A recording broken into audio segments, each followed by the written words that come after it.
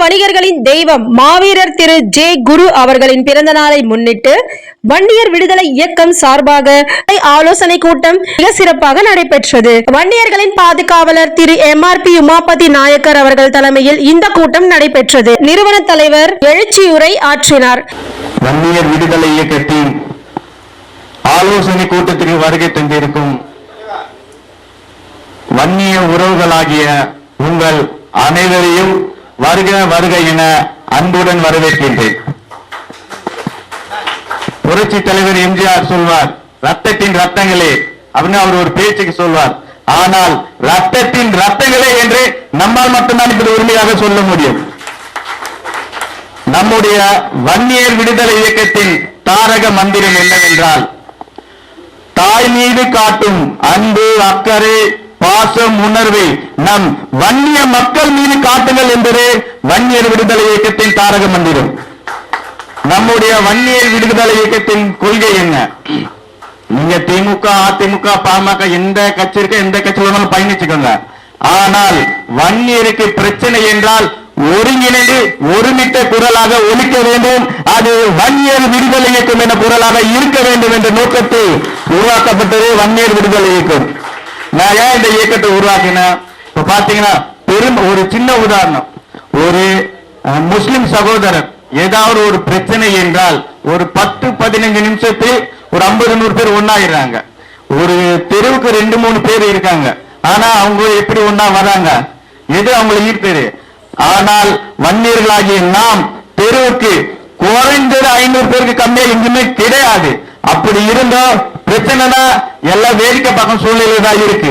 இது நம்ம இல்ல, நம்மள அப்படி இருக்க வச்சிருக்காங்க. இந்த தந்திரத்தால் நம்மளை பிரிச்ச அவங்கள தந்திரத்தாலே நம்ம ஒன்றிணைக்கணும். அதாவது எதுக்காகனா, இப்போ ஒரு ஸ்டேஷன்ல நம்ம ஆளுக்கு ஏதோ ஒரு பிரச்சனைக்காக போயிருக்காங்க, அவரை அரெஸ்ட் பண்ணிட்டாங்க. இப்ப அந்த இடத்துல அவனுக்காக அதிமுக ஒரு வன்னியனும், திமுக ஒரு வன்னியனும், பாமக ஒண்ணு, எல்லா கட்சியில இருந்து ஒரு ஆளுக்கு இவ்வளவு சப்போர்ட் பண்ணா அப்ப அவனுக்கு எப்படி இருக்க, எவ்வளவு பலமா இருக்கா? இந்த நிலைமையை உருவாக்கணும். அதாவது நம்ம யாருக்கும் பொருளாதாரம் ஏதோ கொடுக்க சூழ்நிலை இல்லாவிட்டாலும் அவன் தடுமாறி கீழே விழும் சூழலில் அவனை தாங்கி பிடிக்கும் கையாக வன்னியர் விடுதலை இயக்கம் இருக்கும் என்ற நோக்கத்துக்காக உருவாக்கப்பட்டதே வன்னியர் விடுதலை இயக்கம். எல்லாம் சொல்லுவாங்க, எல்லாம் சொல்ல முடியும் வராங்க, எல்லாம் ஏதோ ஒரு 1000 விமர்சனம் வரும். அதையெல்லாம் கடந்து இப்போ பல சங்கங்கள் இருக்கு. பல சங்கங்கள் ஏதோ இயக்கமாக, அதாவது பண மைண்ட்ல சிலது இயங்கிட்டு வருது. ஆனால் பணத்திற்கு அப்பாற்பட்டு இனத்திற்காக இயங்கும் இயக்கம் வன்னியர் விடுதலை இயக்கம். நான் உரிமையோடு உங்களிடம் ஒன்று சொல்லிக் கொள்கிறேன், உங்களுக்கு என்ன பிரச்சனை, எப்படியாப்பட்ட சூழ்நிலை இருந்தாலும் வெளிப்படையாக சொல்ல வேண்டும் என்றால், நீ தவறே செய்திருந்தாலும் உனக்கு வன்னியர் விடுதலை இயக்கம் ஆதரவாக இருக்கும். எதுவா இருந்தாலும் பார்த்துக்கலாம், நாங்க இருக்கோம். வன்னியர் விடுதலை இயக்கம் அந்நியருக்கு அப்படுறது. இப்ப எல்லாருக்கும் நல்லது செய்யணும், எவ்வளவு பேர் சும்மா பொய்யா நடிப்பாங்க. அதாவது சொல்ற மாதிரி போலியான நல்லவனா இருக்கிறத அக்மாருக்கு கெட்டவனாவே இருந்தல. நான் என் சமூகமும் இந்த வன்னியர் விடுதலை இயக்கமும் வன்னியருக்காக மட்டுமே செயல்படும், வன்னியருக்காக மட்டுமே பாடுபடும். எந்த சூழலிலும் எதற்காகவும் பணத்திற்கு பாராமல் நம் இனத்திற்காகவே எப்பொழுதும் உழைப்போம். நம் மக்களுக்கு பாதுகாப்புக்காகவும் உறுதுணையாகவும் இந்த வன்னியர் விடுதலை இயக்கம் செயல்படும். அதாவது மனுஷ உடல்ல தான் ரத்தம் ஏ பாசிட்டிவ், ஏ நெகட்டிவ் இந்த மாதிரி வேறுபட்டு இருக்கான். ஆனா நம் சொந்தங்கள் எல்லா ரத்தமும் வன்னிய ரத்தம். இந்த வன்னிய ரத்தம் ஏற்றத்தால் எந்த விதமான ஏற்றத்தாலும் கிடையாது. நீ சொந்தம், உனக்கு ஒண்ணுதான் நான் நிற்பேன். ஒரு அடிப்பட்ட ஒண்ணு எப்படி மூளைக்கு அந்த வலி உணரும், அதுக்கு முன்னாடி நம்ம ஆளுக்கு பிரச்சனைனா நம்ம அங்க போய் நிக்கணும். ஆக இந்த நிகழ்ச்சிக்கு வருகை தந்தும் அனைத்து என் உயிரினும் மேலான வன்னிய சொந்தங்களுக்கு நன்றியை தெரிவித்துக் கொண்டு விடைபெறுகிறேன். நன்றி, வணக்கம். வணக்கம் சார். இப்ப நடந்த நிகழ்ச்சி பத்தி சொல்லுங்க. வன்னியர் விடுதலை இயக்கத்தின் ஆலோசனை கூட்டம் வடபழனியில் நடைபெற்றது.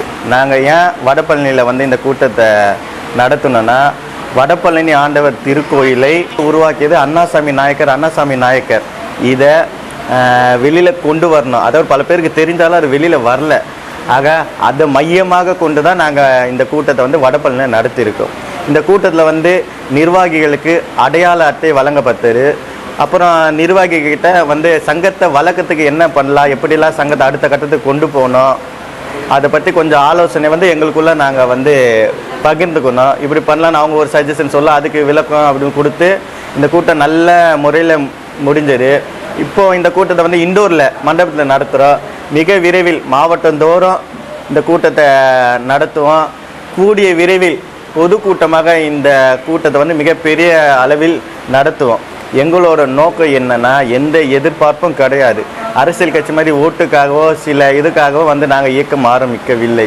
எங்கள் மக்கள், அதாவது ஏன் வன்னியர் விடுதலை இயக்கம்னு நாங்கள் இந்த பேர் வச்சோன்னா சொல்லுவாங்க, இப்போ ஏன் ஃப்ரீயாக இருக்கோம் அப்படின்னு சொல்கிறாங்க. விடுதலை என்னென்னா வன்னியர்கள் எல்லாமே அந்த காலம் மாதிரி கிடையாது. இப்போ வறுமையில் இருக்காங்க, எக்கச்சக்க பிரச்சனையில் இருக்காங்க, கேட்க நாதி இல்லாமல் இருக்காங்க. இப்படியாப்பட்ட வன்னியர்களுக்கு விடுதலை கிடைக்கணும். சும்மா பேருக்கு நம்ம அப்போ அப்படி இருந்தோம் இப்படி இருந்தோம் சொல்லக்கூடாது. இப்போ உண்மையிலேயே அதாவது எங்களோட இயக்கத்தில் வந்து நாங்கள் ஒரு கெசட் மாதிரி நோட் பண்ணுறோம். பிளம்பர், எலக்ட்ரிஷியன், பெயிண்ட் எந்த வேலையாக இருந்தாலும் முதலில் நாங்கள் வந்து யார் வன்னியராக இருக்காங்க அவங்களுக்கு தான் அந்த வேலையை கொடுப்போம். அவங்க இல்லாத பட்சத்தில் மற்றவங்களை வந்து நாங்கள் அப்ரோச் பண்ணுவோம். எங்களுக்குள் நாங்கள் வந்து மற்ற யாரையும், அதாவது வன்னியர் விடுதலை இயக்கம் மற்ற சமூகத்திற்கு எதிரானது அல்ல, வன்னிய மக்கள் மீது உயிரானது.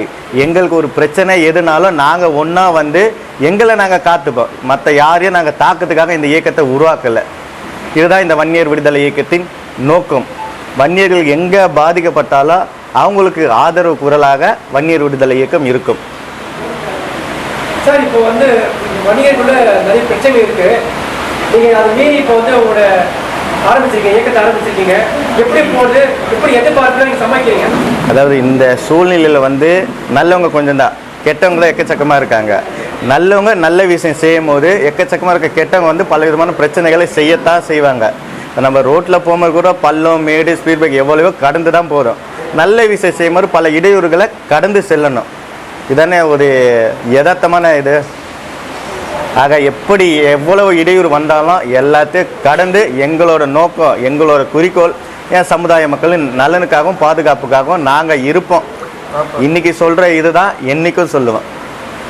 சார், ஃபியூச்சரில் வந்து அரசியல் கட்சியோட ஏதாவது கூட்டணி இருப்பீங்களா?